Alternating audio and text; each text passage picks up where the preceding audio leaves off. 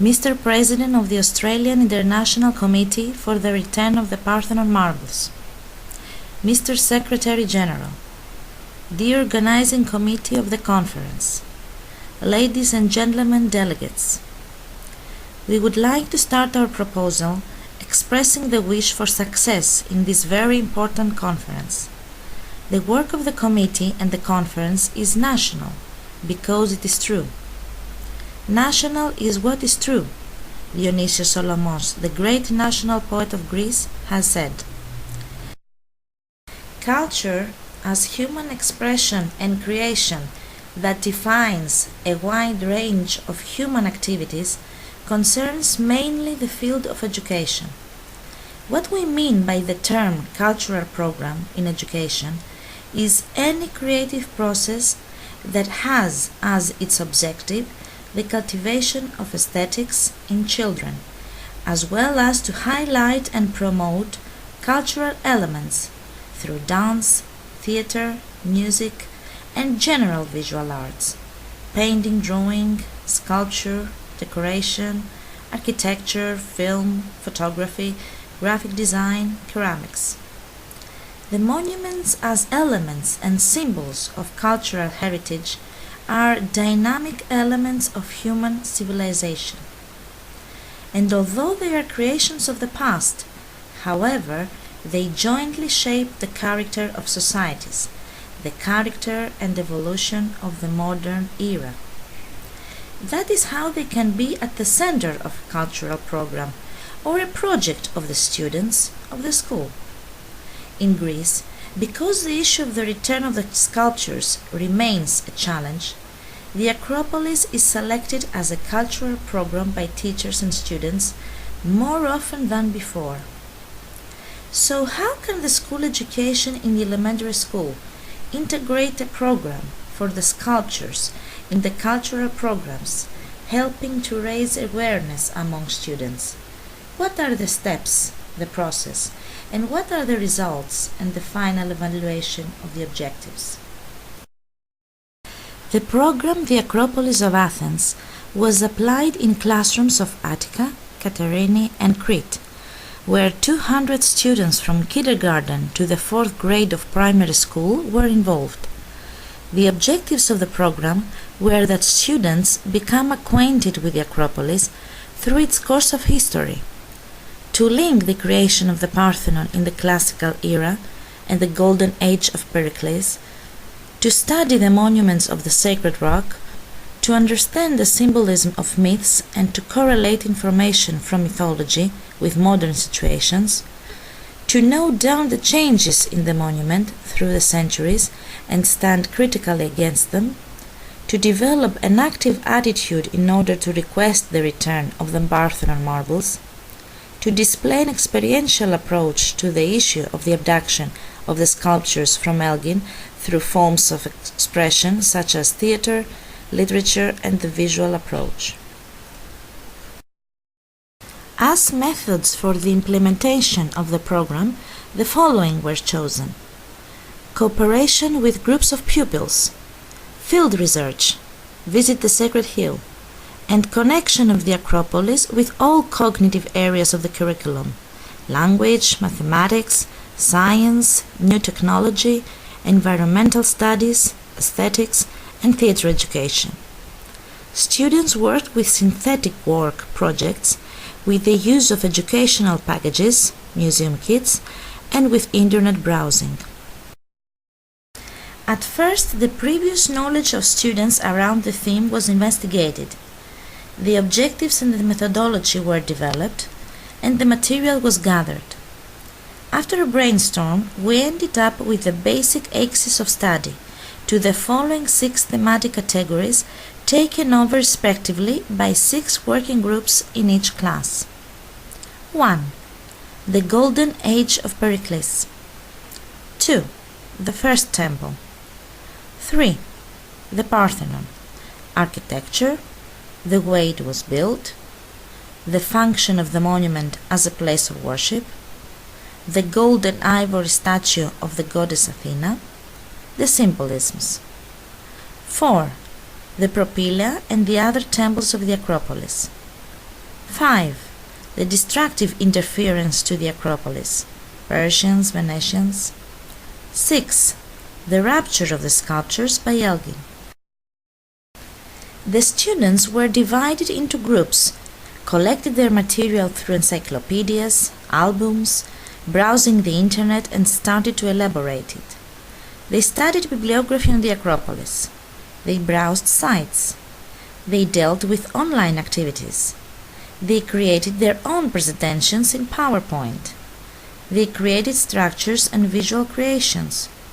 They announced the results of their work. Particular emphasis was given to the section of the Parthenon marbles which were forcibly removed by Elgin and can be seen now in the British Museum.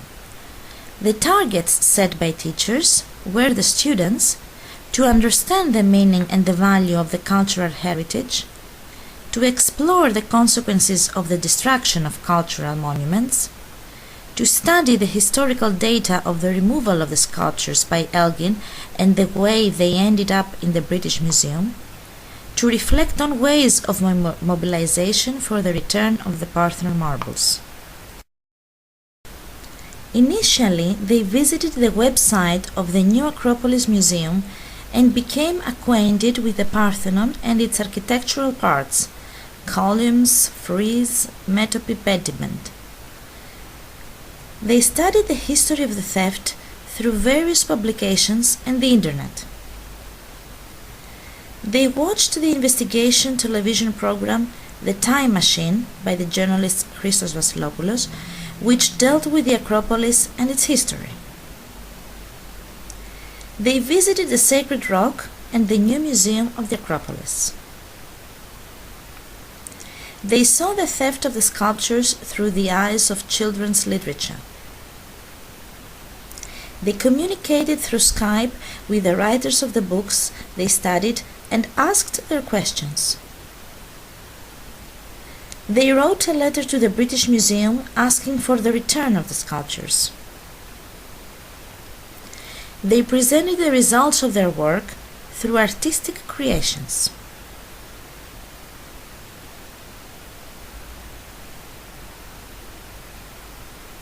They painted the sculptures in both watercolor and at the internet through the application www.parthenonfrieze.gr.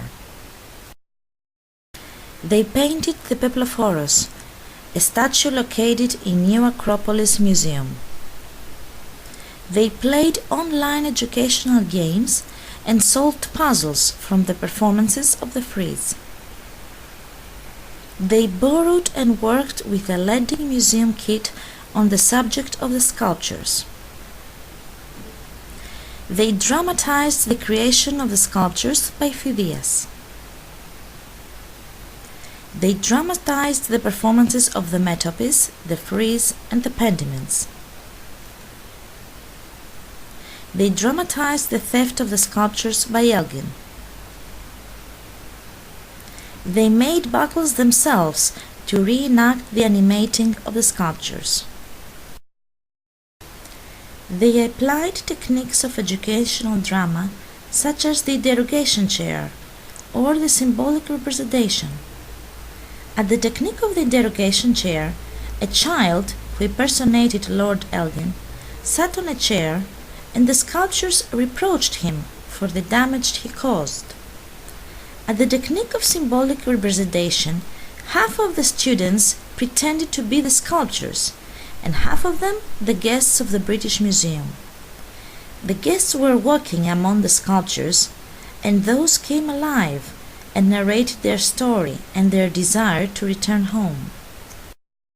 Students staged a theatrical performance based on the rapture of the sculptures by Elgin and presented it at the school celebration to the parents, teachers, and students. Through these experiential activities, they achieved to approach the issue of the theft with an experiential way, to sensitize themselves and to sensitize the local community on this particular issue. The benefits of the program were important for the students who learned to work collaboratively in workgroups.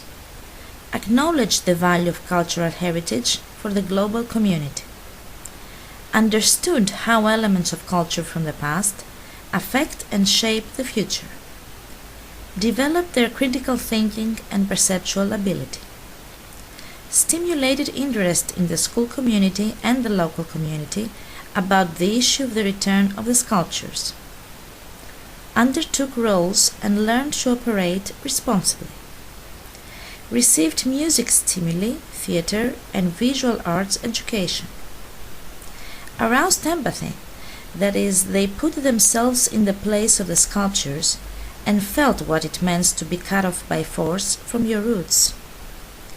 Compare the adventure of the sculptures with the refugees, who due to bad conditions leave involuntarily their homeland. The need for continuation and expansion of the program was recognized and ascertained by teachers and parents. In this framework, the inter-school cooperation for the sculptures, both in the country itself and with schools from other countries, for example through the European program Comenius, is suggested. Moreover, the communication and cooperation with organizations dealing with the issue of the return of the Parthenon sculptures, the expansion and extension of the program to other schools, the organization of tributes to the statues by schools, the creation of educational sites and blogs that deal with the subject are also recommended. We will close with a letter written during the program by the student of the 4th grade, Dimitra. To the British Museum Administration. My name is Dimitra, and I'm a student of the 4th grade. My homeland gave birth to great creators and has given its light to all mankind. The Parthenon is considered one of the most admired monuments of the world. But your ancestor, Lord Elgin, made sure to grab the marble sculptures of the Parthenon and to sell them in your museum. I recently learned the meaning of the word smuggler and how much shame lies in this word. Do you realize that you are in possession of a stolen historical heritage? Some have the audacity to call the loot Elgin marbles. Although I'm very young, I wonder, since when such a treasure is baptized with the name of the thief? History is written sometimes with bright and sometimes with dark letters on the pages of time. Choose on which side your story will be written. Consequently, I advise you to return what belongs to us and to act wisely. Your refusal will cause ioki, persecution, to Atritoni Pallas Athena and her descendants. Yours faithfully, Dimitra. And with this letter, whose children's innocence expresses great truths, we completed our proposal. Thank you for your attention.